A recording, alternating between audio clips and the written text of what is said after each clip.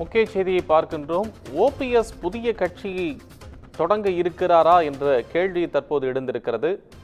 தேர்தல் ஆணையத்தில் புதிய கட்சியை அவர் பதிவு செய்திருப்பதாகவும் தகவல்கள் வந்து கொண்டிருக்கின்றன. ஓ பன்னீர்செல்வம் தரப்பில்தான் கட்சியின் பெயர் பதிவு செய்யப்பட்டிருப்பதாக தகவல் வெளியாகி கொண்டிருக்கிறது. கடந்த டிசம்பர் மாதமே இதற்கான பணிகள் நடைபெற்று வந்து கொண்டிருப்பதாகவும் மேலும் தகவல்கள் நமக்கு வந்து கொண்டிருக்கிறது. புதிய கட்சி தொடங்குகிறாரா? அதிமுகவில் ஒருவேளை தன்னை சேர்க்கவில்லை என்றால் தன் பெயரில் ஒரு கட்சி இருக்க வேண்டும், பதிவு செய்யப்பட வேண்டும் என்று அதற்கான பணிகள் முடுக்கிவிடப்பட்டிருப்பதாக அவரது தரப்பிலிருந்து தகவல்கள் வந்து கொண்டிருக்கின்றன. ஓ பன்னீர்செல்வம் தரப்பில்தான் கட்சியின் பெயர் பதிவு செய்யப்பட்டிருப்பதாக கூறப்படுகிறது. கடந்த டிசம்பர் மாதமே ஓபிஎஸ் தரப்பிலிருந்து புதிய கட்சியை பதிவு செய்திருப்பதாகவும் தகவல் வெளியாகி இருக்கிறது. அதிமுகவில் தன்னை இணைத்துக் கொள்ள வேண்டும் என்று நீண்ட கோரிக்கை வைத்து வரக்கூடியவர் முன்னாள் முதலமைச்சர் ஓ பன்னீர்செல்வம். ஜெயலலிதாவால் 3 முறை முதலமைச்சராக அவர் நியமிக்கப்பட்டிருக்கிறார். இந்த சூழ்நிலையில் அதிமுகவில் அவரை சேர்த்துக் கொள்ளக்கூடாது என்று எடப்பாடி பழனிசாமி ஒற்றை தலைமைதான் வேண்டும், இரட்டை தலைமை வேண்டாம் என்றும் உறுதியாக இருப்பதாக சொல்லப்படுகிறது.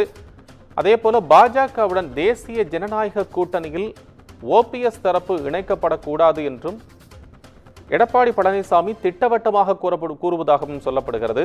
இந்த சூழ்நிலையில் ஒருவேளை தன்னை இணைக்காவிட்டால் புதிய கட்சி தொடங்குவதற்கான ஆலோசனையில் அவர் ஈடுபட்டதாகவும் அதன் பொருட்டே மாவட்ட அளவிலான பொறுப்பாளர்களை நியமித்ததாகவும் அதற்கான கூட்டங்களை நடத்தியதாகவும் சொல்லப்படுகிறது.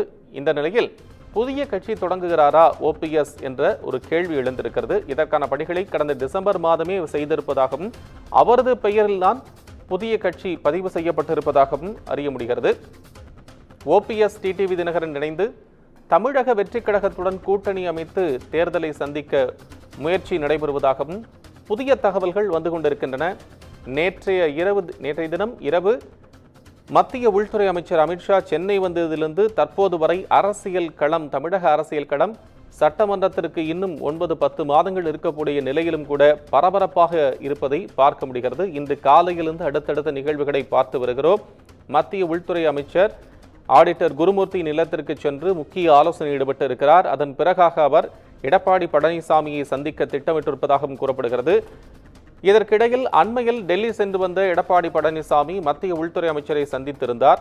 அந்த சந்திப்பின் போது தேசிய ஜனநாயக கூட்டணியில் அதிமுகவை இணைத்துக் கொள்வது தொடர்பாகவும் பேசப்பட்டு வந்தது.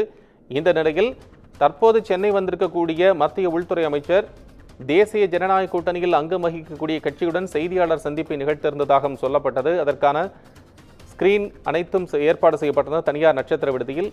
இந்த நிலையில் தன்னுடன் கூட்டணி வைத்துக் கொள்ளக்கூடிய ஒரு நிர்பந்தம் வந்தால் நிச்சயமாக ஓபிஎஸ் மற்றும் டிடிவி தினகரன், சசிகலா உள்ளிட்டோரை அதிமுகவில் சேர்த்துக் கொள்ளக்கூடாது, ஒற்றை தலைமைதான் இருக்க வேண்டும், அதுவும் தனது தலைமையிலான நிலையில்தான் இருக்க வேண்டும் என்று எடப்பாடி பழனிசாமி பேசியிருப்பதாகவும் பாஜக தரப்பிடம் அவர் இதை சொல்லியதாகவும் தகவல்கள் வந்து கொண்டிருக்கின்றன. ஒருவேளை தன்னை சேர்க்கவில்லை என்றால் தேசிய ஜனநாயக கூட்டணியில் பாஜகவிற்கு கொடுக்கப்படக்கூடிய இடங்களில் கூட சசிகலா மற்றும் டிடிவி தினகரன் ஓபிஎஸ்க்கு இடம் கொடுக்க முடியவில்லை என்றால் ஒரு தனி கட்சியை தொடங்க இருக்கிறாரா ஓபிஎஸ் என்ற கேள்வி எழுந்திருக்கிறது.